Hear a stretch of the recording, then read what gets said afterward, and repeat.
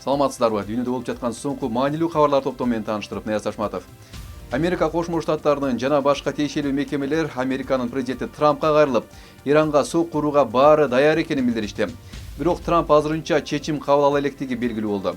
Жакынкы бир нече күндүн ичинде АКШнын жакынкы чыгыштагы кызматкерлери эвакуацияланат.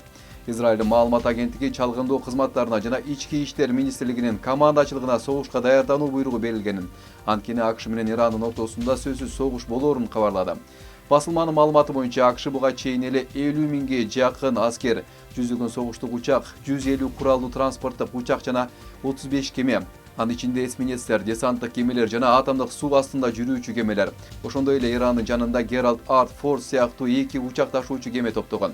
АКШ билдиргенде, АКШ алдыдагы жумаларда Иранга каршы ири аскердик операцияны баштоого дээрлик даяр.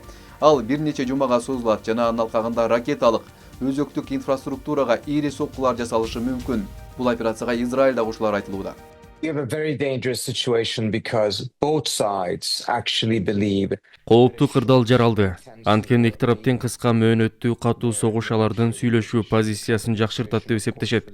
Анткени Трамптын администрациясы азыр Ирандын жанында топтолгон небегейсиз аскердик күчү менен Иранды аскердик жактан тез арада жок кылып, андан кийин аны багынып берүүгө мажбурлай алат деп эсептейт. Ирандык болсо башкача пикирде. Алар кыска мөөнөттө АКШга олуттуу зыян келтире алабыз деп эсептешет. Анын ичинде аймактагы жарандык мунай заводдоруна, Ормуз кысыгын жабууга, мунайдын баасын көтөрүүгө жана мунун АКШ үчүн баштапкы чыгымы абдан чоң болот. Ошентип АКШ узак созулган согушка барууга аргасыз болоорун түшүнөт. Бирок муну көтөрө албайт. Натыйжада бул АКШны артка чегинүүгө мажбурлайт. Демек бул өтө кооптуу кырдаал. Анда эки тарап тең бири-бирине таптакыр карама-каршы келген эсептөөлөр менен чыңалууну күчөтүүгө түрткү болот. Ал арада Иран АКШ менен мүмкүн болгон согушка ачыктан-ачык даярданып жатат. Бул тууралуу The Wall Street Journal маалымат агенттиги кабарлады. Басылманын маалыматына караганда, Иран дүйнөлүк мунай менен камсыздоонун негизги артериясы болгон Ормуз кысыгында күчтөрүн бекемдөөдө. Америка Кошмо Штаттарынын деңиз флотунда кемеге ракеталарына каршы тез чабуул кое ала турган кайыктарын даярдап турат. Баллистикалык ракета учуруу инфраструктурасын калыбына келтирип, мобилдик учуруучу түзүлүштөрдү аба соккуларына азыраак туушар кылууга даярданууда. Маалыматка караганда, Иран кыска согушка эмес, узакка созулган жана кеңири тирешүү сценарийине даярданып жатат. Америка менен Ирандын ортосундагы согуш тутанышы мүмкүн деген кабарлар тарап жаткан маалда, Кытай, Орусия жана Иран Ормуз кысыгында деңиз машыгууларын өткөрүшөт. Ирандын Мехр жана Фарару маалымат агенттиктери Ирандын деңиз флотунун адмиралы Хасан Максудлуунун маалыматына таянып билдиргендей, деңиз коопсуздук куру 2026 биргелешкен машыгуулары жума күнү башталат. Машыгуулар Сауд Арабиясынан, Ирандан, Ирактан жана Бириккен Араб Эмирлигинен келген товарлар өтүүчү негизги дүйнөлүк мунай жолу саналган Ормуз кысыгында өтөт.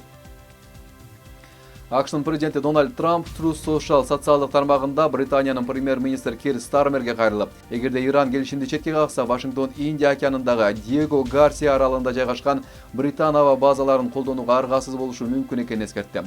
Трамптын айтымында, бул объектилер АКШнын президенти туруксуз жана өтө кооптуу деп мүнөздөгөн Иран режиминин мүмкүн болгон чабуулун токтотуу үчүн колдонулушу мүмкүн. Трамп Стармерге Ирандын чабуулу АКШга гана эмес, Британияга жана башка достук мамиледеги мамлекеттерге да багыт алышы мүмкүн экенин эскертти. Орусиянын президенти Владимир Путин Кубага киргизилген жаңы санкцияларды сынга алды. Бул тууралуу ал Кремльде Кубанын тышкы иштер министри Бруно Родригес Париля менен жолугушууда билдирди деп жазат РИА Новости. Кубанын тышкы иштер министри жетектеген Кубанын делегациясы Орусияга келген.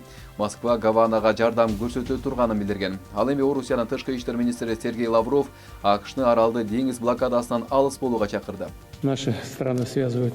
Биздин өлкөлөрдүн өзгөчө тарыхый жактан калыптанган мамилеси бар. Биз Кубанын көз карандысыздыгы, өнүгүү укугу үчүн күрөшүндө жана Кубанын элин ар дайым колдоп келгенбиз. Кубанын көз карандысыздыгын ушул ондогон жылдарда өз эрежелери менен жашоо жана улуттук кызыкчылыктарын коргоо укугу үчүн күрөшүп келгени канчалык кыйын болгонун билебиз.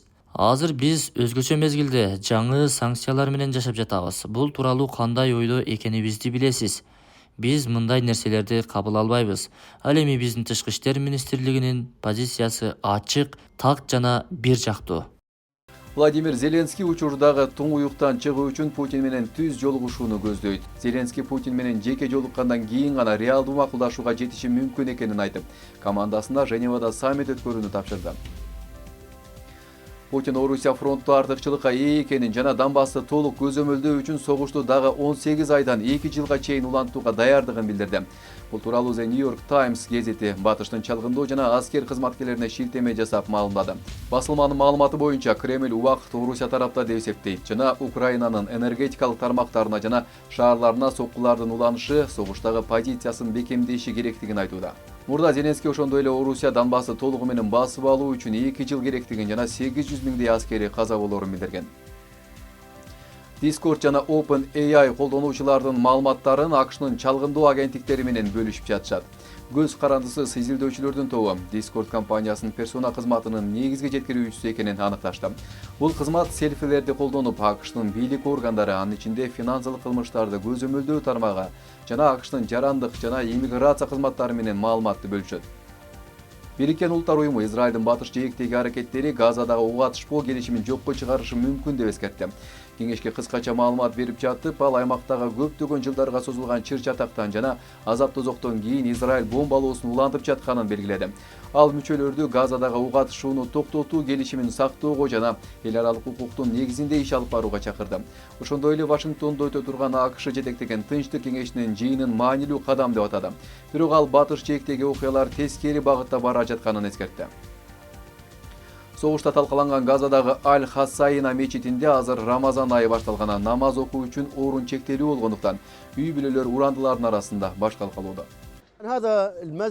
Бул мечит Газа тилкесиндеги Шажаядан, Даждан, Газанын булуң бурчунан келген адамдардын көпчүлүгү Рамазан айында бул мечитке келишчү.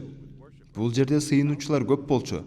Миңдеген мусулмандар намаз окуу, ырым-жырымдарын аткаруу үчүн келишчү. Бирок азыр алар кайда намаз окушу керек? Бүтүндөй мечит талкаланды. Намаз окуй турган жер калган жок. 100 адамга араң орун бар. Мурда бул мечитке миңдеген адамдар батышчу. Түндүк Кореянын лидери Ким Чен Ын Кореянын жаңы чоң калибрлүү ракеталык системасы менен жабдылган унааны жеке өзү айдап көрдү. Бул тууралуу Борбордук маалымат агенттиги кабарлады. Түндүк Кореянын лидери ракеталык комплексти чындыгында сыймыктуу курал деп атап, анын өлкөнүн куралдуу күчтөрүнүн чыңдоо боюнча стратегиялык миссияларды аткаруу жөндөмүн белгилеген. Окумуштуулар эркектердин сакалында иттерге караганда көбүрөөк бактериялар болушу мүмкүн экенин аныкташты. Анткени адам баласы кол менен тамак аш жана телефонду кармайт. Ошондой эле микробдор активдүү көбөйгөн беттин жылуу, нымдуу чөйрөсүнөн улам пайда болот. Бирок иттерде бактериялардын көпчүлүгү адамдар үчүн зыянсыз жана жаныбарга гана мүнөздүү. Кыз келиндер арасында лыжа тебүү боюнча квалификациялык мелдешинде 4 буттуу бир атаандаш күтүүсүздөн спортчуларга кошулду. Ал Хорватия жана Грекиядан келген лыжачылардын артынан калбай аягына чейин чуркап барган. Кийинчерээк ал жакын жердеги үйдөн качып чыккан 2 жашар чех карышкы ити Назгул экени белгилүү болду. Айрымдары Олимпиада оюндарына 4 жылдан бери даярданып келишкен. Назгул болсо жөн гана сейилдеп жүргөн. Сиздер дүйнөлүк жаңылыктар топтому менен таанышыңыздар. Саламатта калыңыздар.